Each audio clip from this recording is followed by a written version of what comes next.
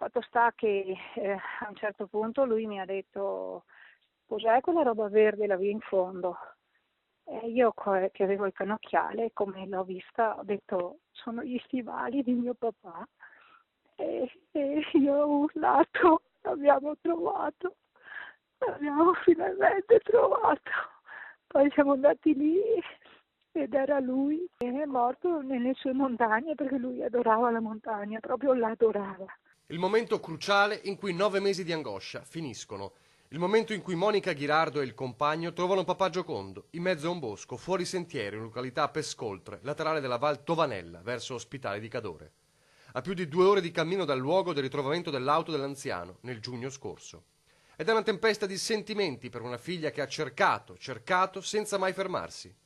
Il dolore, ma anche il sollievo di poter dare una sepoltura a Giocondo e un certo senso di rammarico, chiedendosi come sia stato possibile da parte delle squadre di soccorso non ritrovarlo prima. Avendo ritrovato il cappellino su Piave, magari tanti ipotizzavano l'idea che fosse stato trascinato via poi con l'ultima alluvione, sicuramente coperto da detriti e quant'altro. È una zona tanto vasta, cioè, da un lato potevano tastare di più, quello sì, soprattutto quella zona là, però dall'altro non si sapeva dove andare perché c'era questa possibilità del Piave, Ospitale, D'Avestra, Valtovanella, c'erano tante zone da controllare. Monica quella speranza non l'ha mai persa, nemmeno ieri. Durante il cammino io chiamavo mio papà e gli dicevo: dammi un segno che se sei qua che io ti trovi. Fino a quegli istanti impossibili da dimenticare. Lui tutto intero,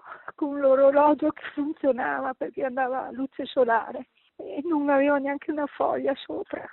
E una figlia che cerca di ricostruire gli ultimi istanti di vita del papà. Praticamente davanti a lui vedeva questa montagna innevata bianca. Lui è morto dove voleva praticamente. Io ho pensato, suppongo che siccome arrivare lì è una zona abbastanza ripida e si fa fatica e lui probabilmente quando è arrivato si sarà seduto e gli sia venuto un infarto, io credo. Ora c'è un corpo a cui dare sepoltura, ci sarà una tomba sulla quale posare dei fiori.